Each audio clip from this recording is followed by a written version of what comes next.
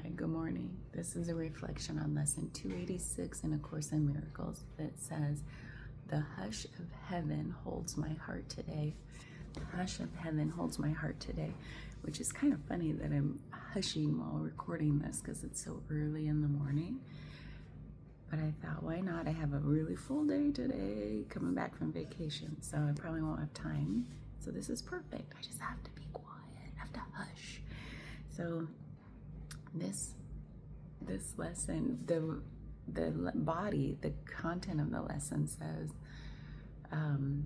it's like basically this is the lesson where I come to understand there's nothing I need to do.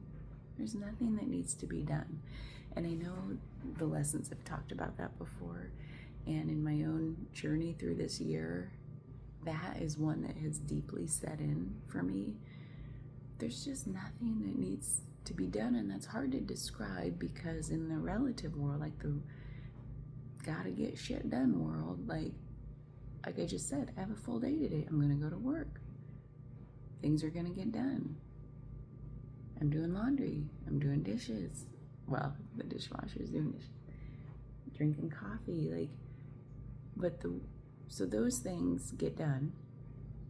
And you might say, well, they need to get done. Gotta make a living.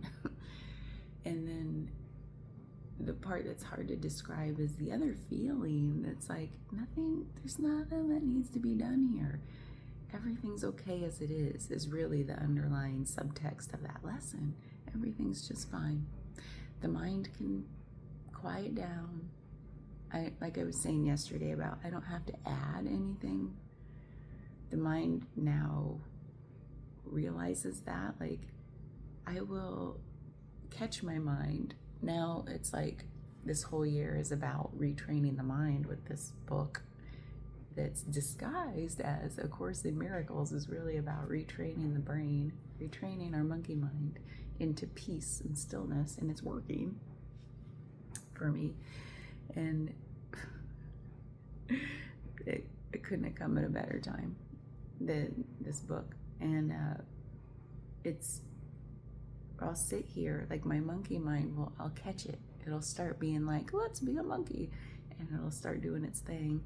Like, projecting out into the future about what needs to be done. Like, we gotta worry about that.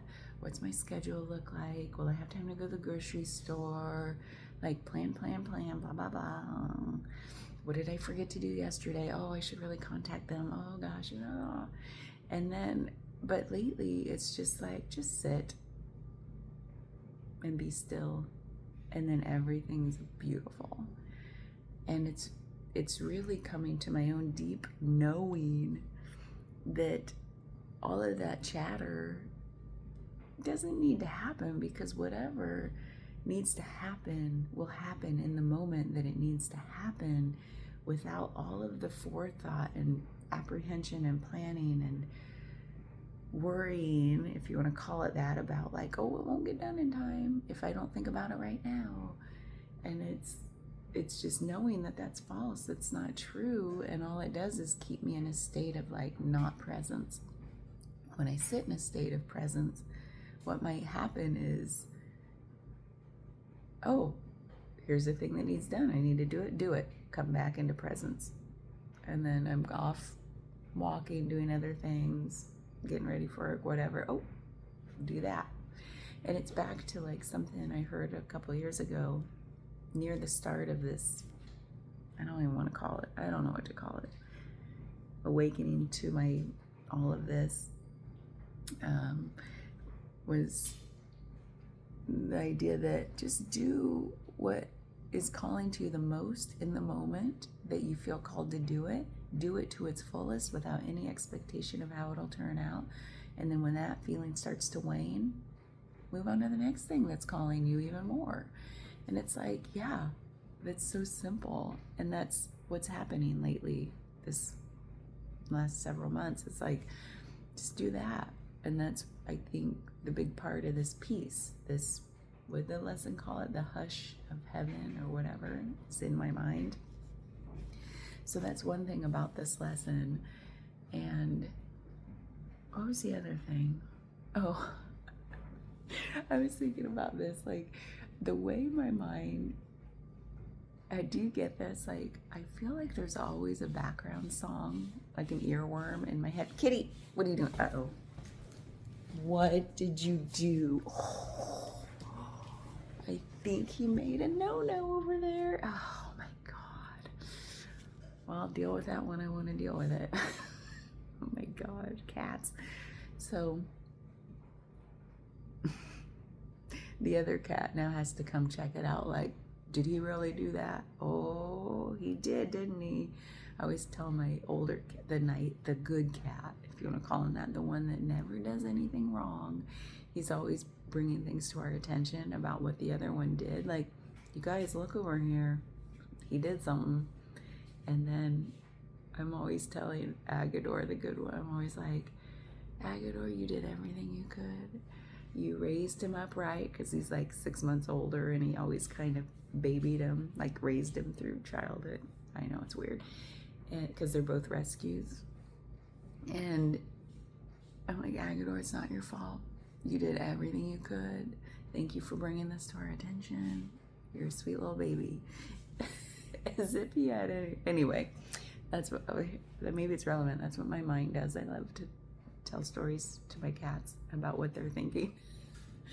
And what's funny is I've known this for a long time, but it came up today in the lesson. It's like there's always a background song in my head, because earworms are real. They get stuck in my head so easy, to the point where like Matt will be humming something.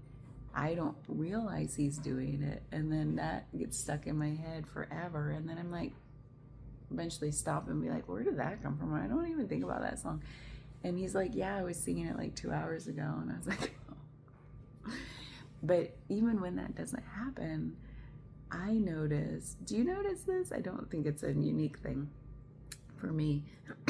Like like I'm doing my chores, I'm doing whatever, even at work, whatever, there's like this background song going, and it never skips a beat. So for example, like if it was the last thing I heard in my car yesterday when I got home, I get in, like, and it plays in my head in the soft, barely noticeable background. Sometimes it gets louder, sometimes it settles down. It's always going. I get back in the car, and this is in sync with where my song picks up in the car. There's some weird, it's like weird timing, like it keeps perfect time. Have you noticed that when you get an earworm, or like, or you are singing something, you stop, and when you come back in later, you pick up where that point in the song would have been, not where you left off, but like where it would have picked up if you kept the whole song going real time. The mind is a weird timekeeping thing. And so this whole retraining the mind, we're working with or against, I like to think I'm working with nowadays, a very powerful, highly intelligent energy up here. And that's why we don't want to fight it.